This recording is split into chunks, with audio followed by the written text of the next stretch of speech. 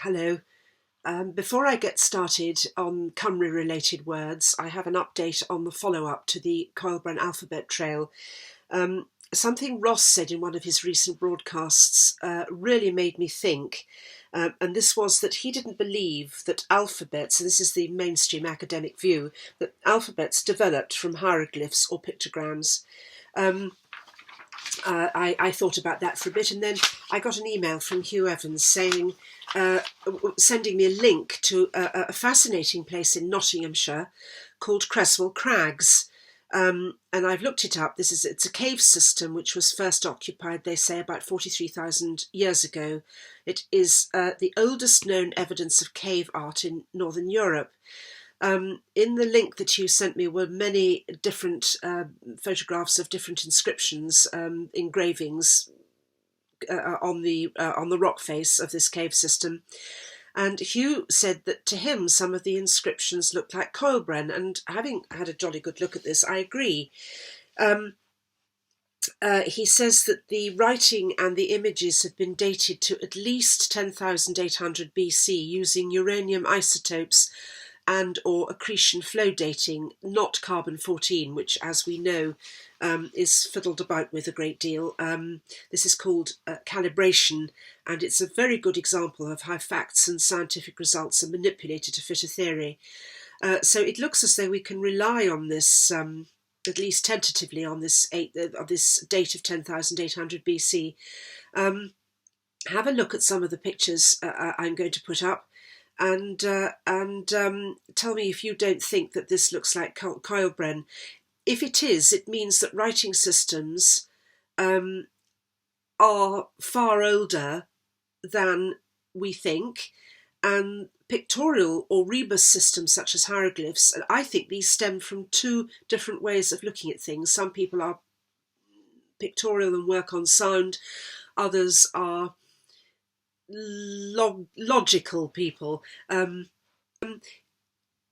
This has shown me that there is a whole new way of looking at alphabets and pictograms, and particularly the difference between them and the rebus system of hieroglyphs, which, as we've seen, depends entirely on the language for its meaning.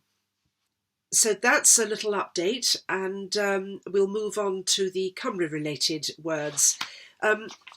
Again, in a video that Ross did, the S4C piece on Khumryglyphics, which I hope everybody has seen because it was simply fascinating. And as I said, all credit to them for doing a proper straight piece of reportage and not sneering or looking down their noses at it. In that video, there was mention of two places that sound like Camry. One in Armenia called Gyumri, Gyumri, and a place in Afghanistan called Puli Khumry, and that's in Afghanistan. That's in the province of Baghlan. And it came as little surprise to me to learn that there's a place called Baghlan near Manithigair in the Fortress Mountain. It's called the Fortress Mountain in English. According to Spurrell, who is a Welsh lexicographer, Baghlan means a crook or a hook. So we're back to Cymrys again, and I'll say why. There are clues to the Camry being absolutely everywhere, and both these struck a real chord with me because this is something I've been working on for a long time, and I have a list. I shan't go into the whole thing because it's pretty exhaustive, but I will read some things out. I'll put it up at the end so you can have a look for yourselves.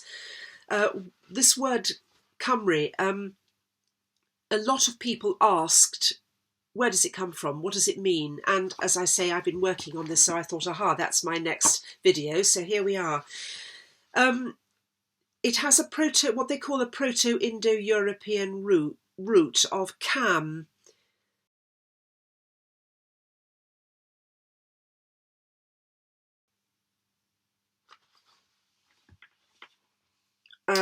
This means to cover. It's arched, crooked, or bent. And that happens to be have enormous significance. We have an English word crum, C-R-U-M, which means crooked, bent, cramped with cold, and there are several words with this element, including crummock, meaning a short staff with a crooked head, and crummit, meaning crooked horns. I'll read some of the more, for they're all interesting, but we might be here all night if I read the whole lot. Cummerbund is an anglicisation of the Hindi Kamar band.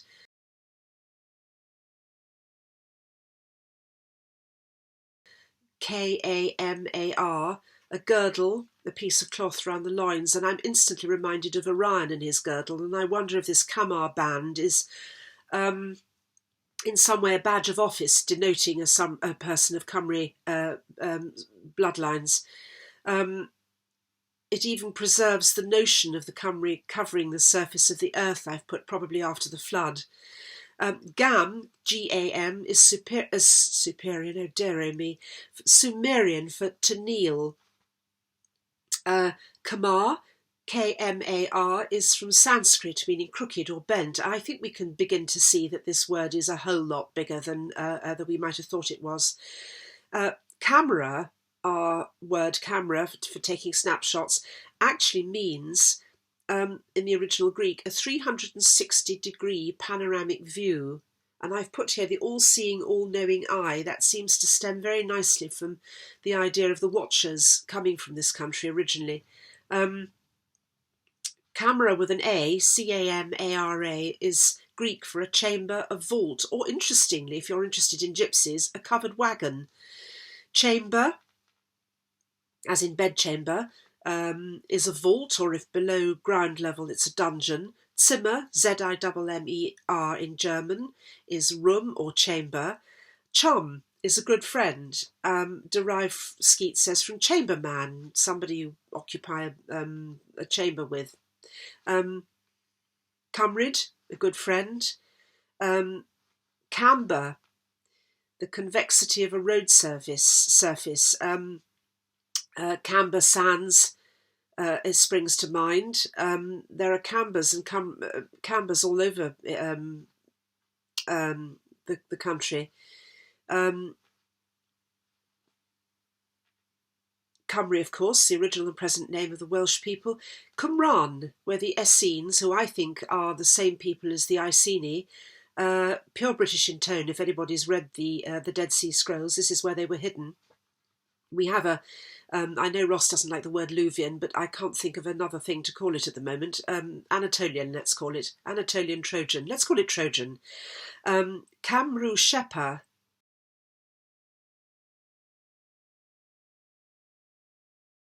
It was the Trojan goddess of healing, medicine and magic. The Garamas were the first of men, the ancestor of the Garamantes who raided Ethiopia in light chariots. They were the Lemnian Greeks, themselves descended from the Argonauts, and today, according to Robert Temple, who wrote the Sirius Mystery, fantastic book, do read it if you can get a hold of a copy, the Garamantes have been today subsumed into the Dogon tribe, and the Dogon tribe seem to hold a lot of clues to the mystery of Sirius long before this triple star system was discovered by, or rediscovered by, modern astronomers.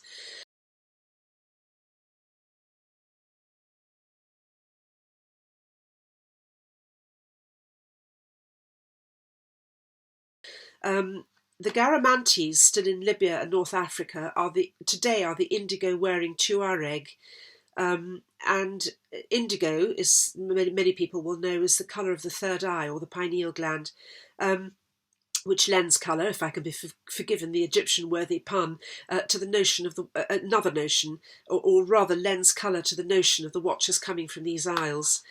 Now, the next one I've got is absolutely fascinating because it's two references in the Amarna Letters, which were written to Akhenaten before he became Akhenaten. They're called the Amarna Letters because that's where they were found, and this is Akhenaten's special place that he tried to build in Egypt to break away from the old priest imprisoned temple religion. And there are two references to the Khumry, spelt Kimru, the Khumry-feast, in these Amarna Letters.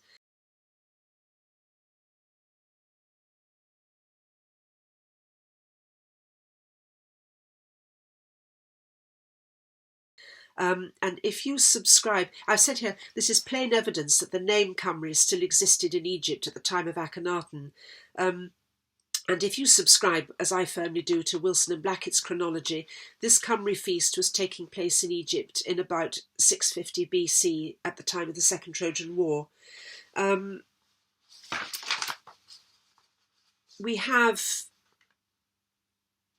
There's now north of the what used to be called Cimmerian Sea, Cimerian,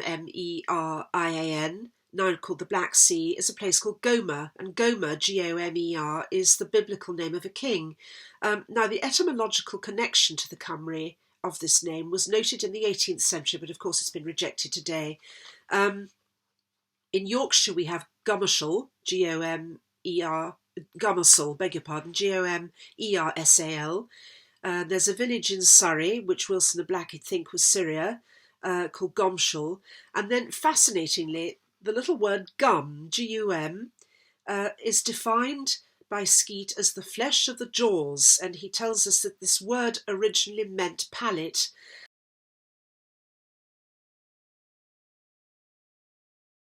In Icelandic, it is Gomr, Gomr, and in Lithuanian, it is, I'll spell it because I don't know how to pronounce it, Gomurys.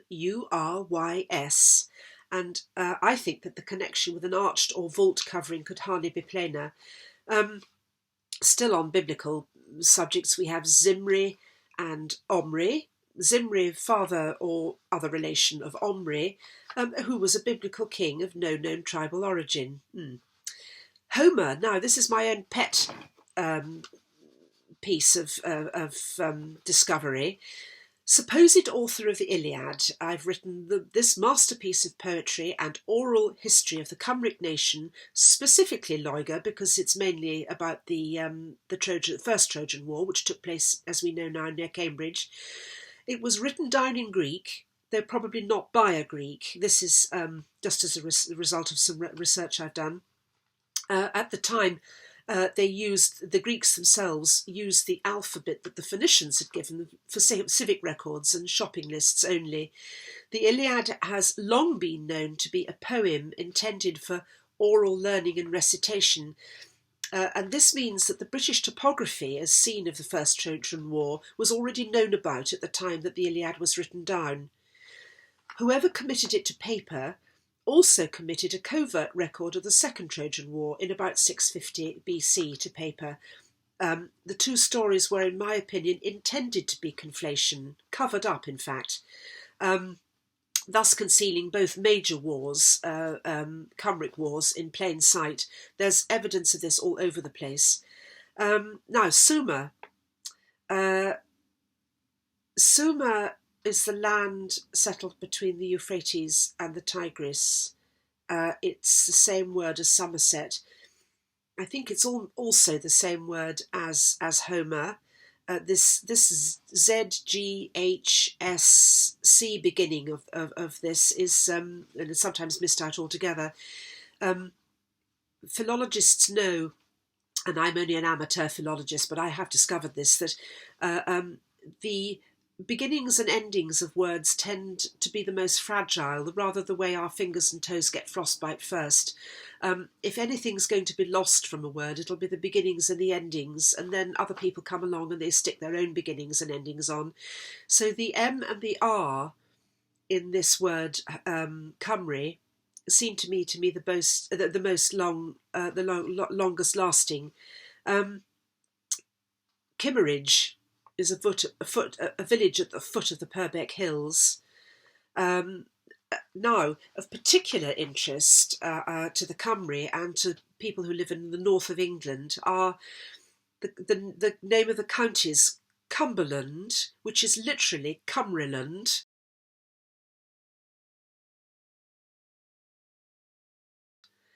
and Northumberland, which is literally North Cymruland.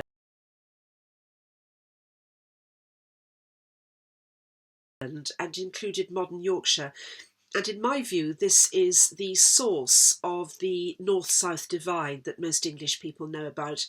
There's a very different attitude in the north of England to that in the south, and they could almost be different nations, and this is because they used to be different nations. Cymry influence and bloodlines stretched all the way across Wales and the North Midlands, right up through the north of England, up to what roughly the modern border with Scotland, and that was Cumberland. And it was bordered by a river called the Humber. There are two other watercourses in Britain called the Humber, and there's also a River Amber and a River Ember. There's a burn in Morayshire,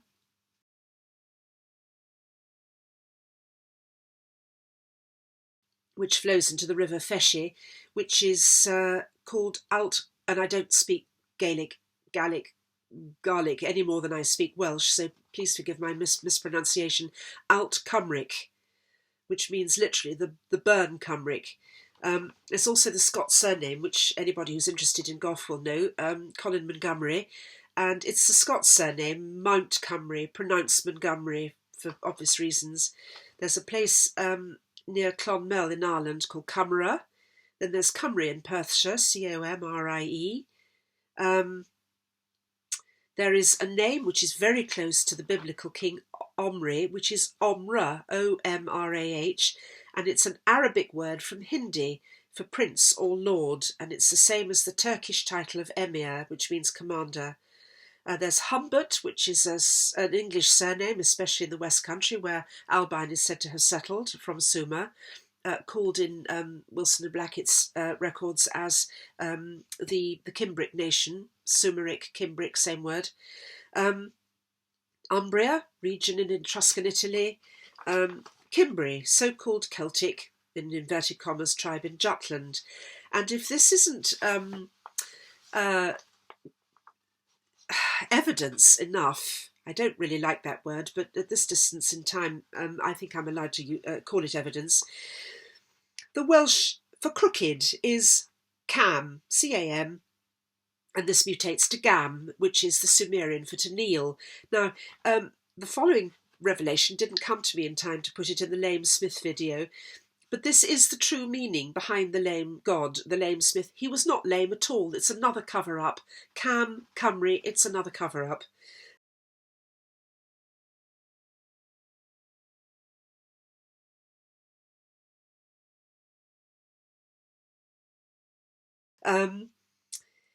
It's another concealed reference to the Cymry, and heaven knows how more of these we will discover.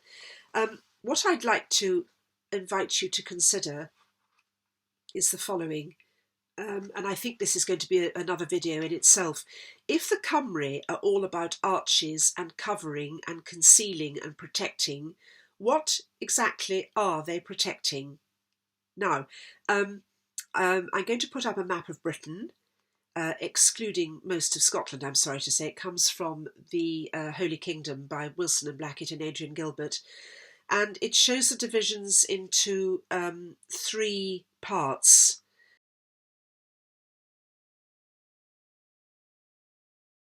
Now, if one continues this Cymru line, this which looks like an arch, if we do a full circle,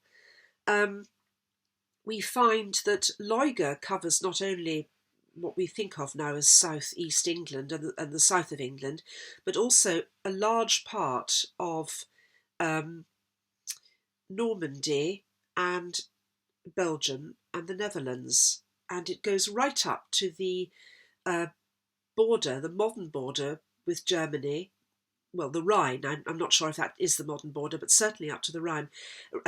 And Germany itself, if we go back to the RM preservation in all these Camry-related words, that makes Germany, as part of the rim, and you'll see what I mean from the map, Germany then is also a Cymry word.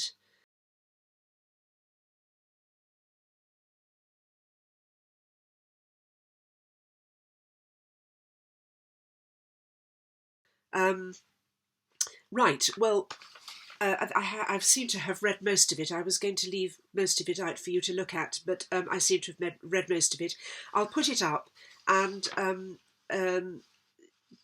just tell me what you think. Thank you for watching. Goodbye.